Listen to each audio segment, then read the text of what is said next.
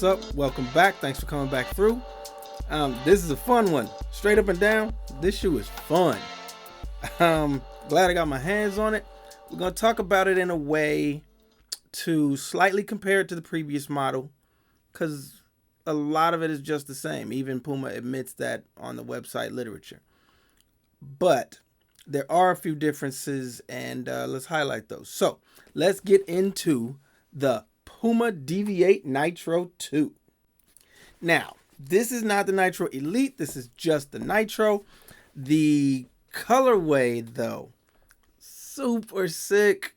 I first saw this on a lot of my favorite athletes while I was watching the World Athletics Championships, track and field for Americans, athletics for the rest of the world. While I was watching those championships, and then later with the Diamond League stuff, you saw a lot of the Puma sponsored athletes wearing this shoe. And I'm like, hold tight. I gotta, I'm freeze framing, I'm zooming in. And it was the DEVIATE Nitro 2. Now, this shoe, the reason I say it's fun is because it is very democratic about its features and its performance. With a lot of elite running shoes, a lot of your marathon shoes, 5K shoes, 10K shoes, road racing shoes, they are geared specifically for distance runners. This shoe can do everything from track workouts, average workouts, walking workouts, all the way up to marathons. The reason I like it so much is the versatility of this shoe. It's crazy to be so versatile. So we're going to get into some of the features, talk about the shoe, compare it a little bit to the previous model. So let's get going. Now, I've had 3 previous versions. I love them. They're all still quite good.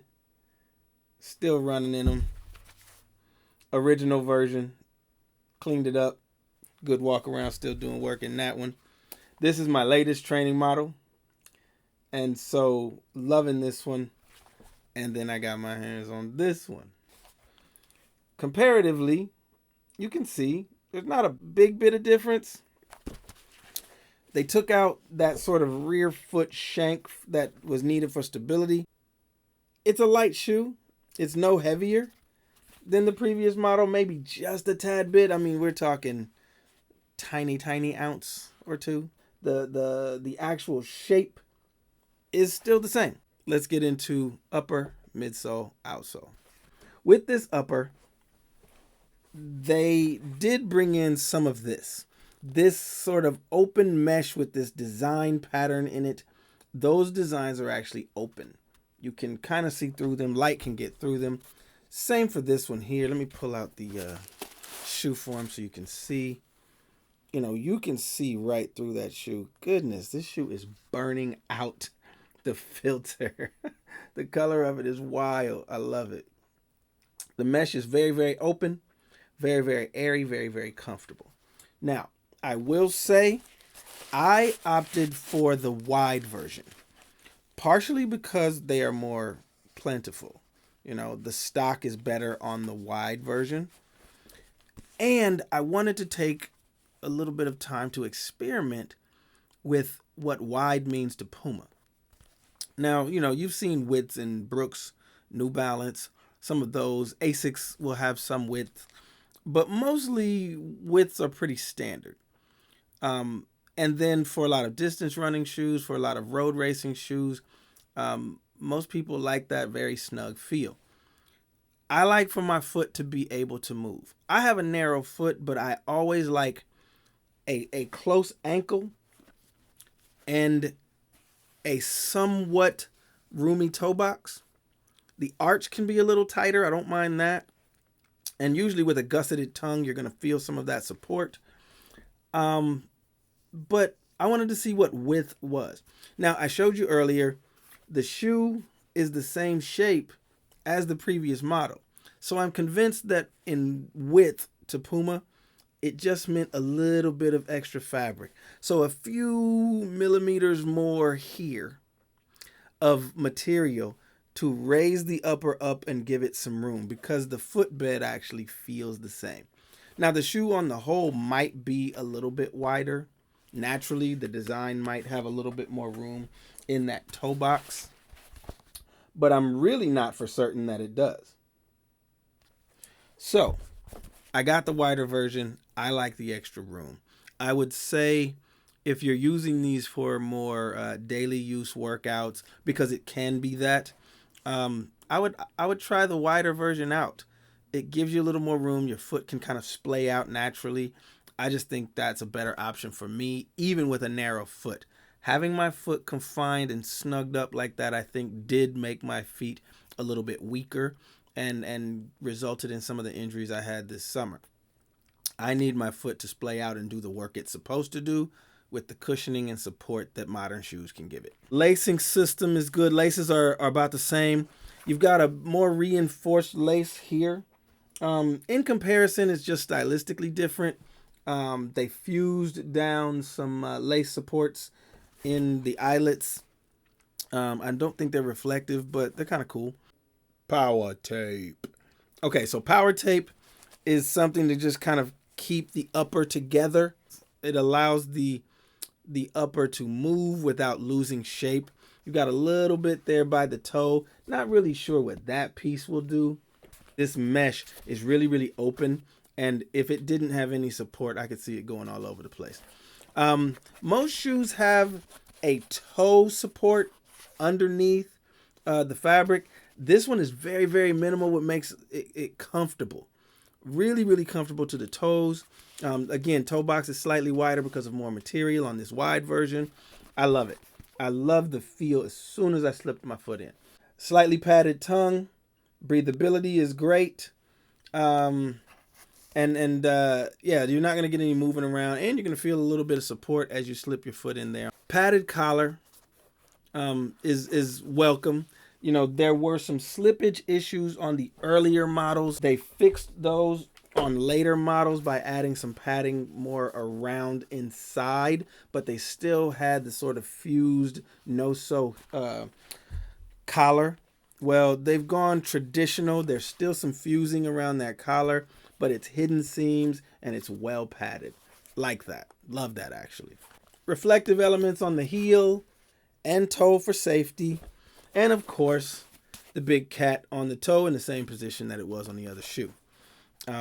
This colorway is just way too dope. It's way too dope. So let's go midsole. It's got the Nitro Elite cushioning in it. Now, this is the Nitro 2. There is a Nitro Elite 2, but this one, I believe, has the Nitro Elite cushioning in it. The Nitro Elite cushioning, a little bit more of it. It's substantial, it's squish, it's good, but there's a firmness to it that I love in the previous Nitro and in this one. The carbon fiber plate is in there doing its job, but it's got a little more cushioning around it now. And so, again, that democratic shoe that it is, the versatility is super, super high because you can feel the stiffness of the plate, but it doesn't interrupt the natural motion of your toes. I've said before, I've had some plated shoes that have really wrecked the ball of my foot and my big toe because it gives that little elf toe kick, and this one does not do that. That's why I was super excited to get this one to see exactly how it felt in comparison to the one that I had loved so much before. Now, I will say I like the extra width again. This is not an extra width shoe, and so it's narrow. You can see it on top. It's very narrow. In comparison, this one's got some width to it. I don't think that that's going this way. I think it's going this way. Little extra material to it. Outsole, what more can we say? Puma grip is just fantastic. Can't beat it. It's sticky right here, even in my hands, and I've already put maybe 8 miles on this shoe. Again, I'm a track athlete. I'm not a distance runner, so, you know, don't balk at my 8 miles. It's a quick shoe. It's a fast shoe. It's a grippy outsole. They didn't really reinvent much there. Tread pattern is a little bit different, but that's more stylistic. The Puma grip compound is fantastic. Rivaling Continental. I'm not even going to exaggerate. It rivals Continental for sure. This is a sticky compound, and it lasts a really long time. So you know, in comparison to some of the other super shoes, like this is considered a super shoe because of the carbon fiber plate, because of the cushioning system, which is a Puma based foam. But the grip is long lasting. You know, you're not sacrificing anything for that. The on foot feel is amazing. Right out of the box, it's ready to be run. I don't think there's a whole lot of break-in time. And you know me, stylistically, this is crazy. Like, I absolutely love the style of this shoe. Now they've got other colors that are coming out. They've got other colorways that are out already.